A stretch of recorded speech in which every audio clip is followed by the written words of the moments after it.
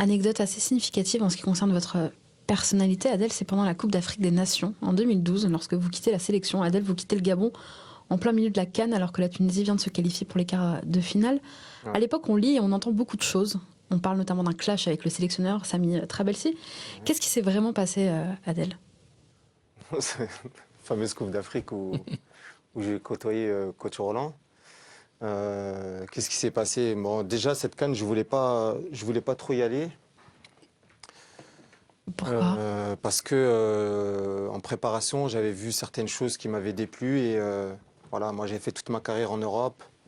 Voilà, tu as une certaine hygiène de vie. Voilà, tu sais, tu te bats depuis que tu es petit, tu n'as qu'un seul but, c'est être footballeur professionnel et de faire en sorte de durer. Voilà, donc il y a certaines normes en France. Voilà, tu es dans ton hygiène, sur le terrain et en dehors. C'est surtout en dehors du terrain. Voilà. Une carrière d'un footballeur se fait en dehors du terrain, dans sa façon de gérer son quotidien.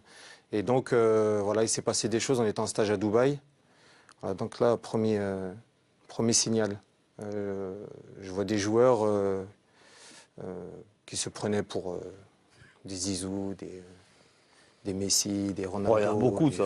Bon, surtout nous, en Afrique, hein, comme on est, coach, il sait comment ça se passe en Afrique. Je vois les gars à table, ils mangeaient pas comme moi. Je me dis, mais pourtant, il n'y avait pas de blanche, tu vois, pas de blanche, cuisse de poulet. Toi, il y Ouais, avait classique, quoi. très très bon. En plus, tu à Dubaï, hein, le luxe, parfait.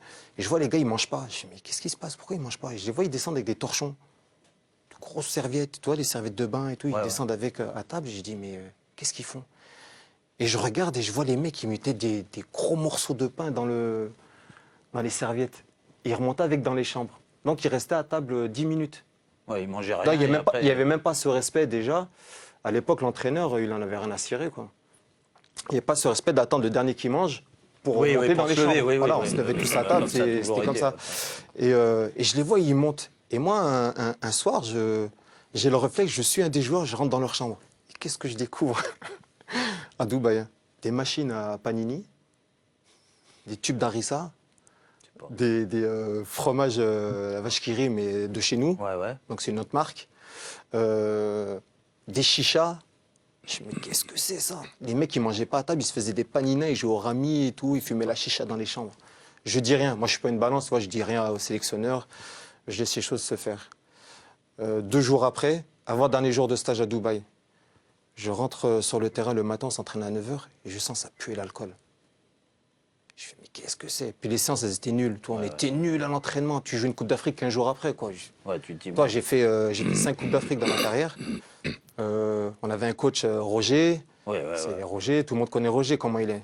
D'ailleurs, Roger, ouais. si on l'a gagné, c'est un peu grâce à lui aussi. Hein. Et je vois le coach, il dit rien, ça sentait l'alcool. Il y avait des joueurs, ils étaient sortis la veille, ils se sont battus en discothèque. Les flics sont venus pour récupérer ces joueurs à l'hôtel. Ils les ont pas trouvés parce qu'on était sur le terrain. Eh ouais. Et les gars, ils sont en train de vomir leur trip sur le terrain. Ils étaient sous. Donc moi, qu'est-ce que je fais? Je décide là d'aller voir le sélectionneur, hein. Même pas, je parlais pas avec le sélectionneur parce que ça veut dire, ouais, le mec, il vient balancer ses collègues. donc c'est pas... Ça se fait pas. Moi, j'étais pas une balance. Donc je vais voir des membres du staff. Je leur dis, voilà, donc je me sens pas bien au niveau du groupe. Si vous avez des choix à faire pour la Coupe d'Afrique, je préfère que vous m'enlevez. Il faut m'enlever du groupe parce que voilà, je vais rester. Prenez un jeune. Il y a des jeunes qui sont talentueux. Voilà, faites-leur découvrir une Coupe d'Afrique, même s'ils jouent pas, au moins intégrer le groupe. On me dit non, on a besoin de toi en tant que cadre et tout. Je dis ok, pas de souci. On fait un stage en Espagne, rebelote, la même chose. 10 jours après, quoi. Ouais, même pas, une semaine après. Une semaine après, on va jouer contre la sélection catalane et la sélection du Pays de Basque. Donc c'est devenu un rituel maintenant. En Tunisie, on fait toujours ça avant une CAN. Ils l'ont fait même cette année. La même chose. Ça sort en boîte, ça fume la chicha, ça truc là. Je dis rien au coach. Je dis rien à personne. Avant de rentrer sur Tunis, je chope, à l'époque c'est le directeur technique national qui était là. Je dis écoute, tu diras au sélectionneur que je ne veux pas être sélectionné. Voilà. Et je vais être un poison pour l'équipe, je ne vais pas être bien, mentalement je ne suis pas bien, donc je préfère rester chez moi. On m'appelle à Sousse, je vivais à Sousse à l'époque. On m'appelle, je ne répondais pas au téléphone au début. À un moment donné, j'ai décidé de reprendre le téléphone et j'accepte d'aller faire la CAN au Gabon. C'était au Gabon. Ça me rappelle parce qu'on s'échangeait les... on finissait l'entraînement à l'époque. Ouais, les J'étais terrains. sélectionneur du Niger. En plus, on était dans la même poule. Vous nous aviez battu miraculeusement 1-0. Ouais, Je mais même te dis ça- pas les boules que j'avais. Mais même moi, je dis, tu vois, après, moi, les journalistes, ils viennent, ils me font des analyses après votre match. C'était mérité. Attends, Ah, ils avaient une très très bonne équipe, le Niger. Arrête. Je me Sincèrement, souviens du match, Roland. Sincèrement, ils jouaient très bien, le Niger. Mérité. Bah oui. Il y a eu 2 occasions. On en a eu... Et donc voilà, arrivé au Gabon, je me suis dit, bon, les choses vont s'arranger. Et ben non, ça continue. Et on se retrouve dans le même hôtel que l'équipe du Maroc. Donc c'était l'hôtel qui Et appartenait vous vous qualifiez un peu dans la Ouais, poule. mais on se qualifie, le Maroc Dernier. sort au premier tour. Ah ouais. Ouais. Mais les Marocains, c'était pire que nous. Hein. Et vous serez éliminé en quart de finale face au Ghana. Ouais. Ouais, mais au Gabon, c'était bizarre. Les Marocains, c'était dans la même situation, c'était bizarre. Pourtant, c'était que des joueurs qui évoluaient en Europe, donc je ne comprenais pas trop leur comportement. Et donc, les Tunisiens, je chope à nouveau le directeur sportif. Je dis, écoute, voilà, j'en peux plus. On va jouer un quart de finale. Je préfère me retirer. Donc, je vois le président de la fédération, je vois tout le bureau, je vois le coach. Et voilà, je le dis, j'avertis, je dis voilà, demain, je vais annoncer que je quitte la Coupe d'Afrique parce que je ne peux pas. Est-ce que j'ai votre accord? Donc on me dit pourquoi? Je dis voilà, pourquoi? Voilà, il y a ça, Ouais, il y a ça, ça, ça. ça. Le comportement de certains, ça ne rentre pas avec ma façon d'être. Et je ne peux pas rester. Sinon, je vais être un poison pour l'équipe et je vais plus vous embêter qu'autre chose. On me donne l'accord pour partir. Donc le lendemain, causerie de match. On jouait le dernier match de la poule.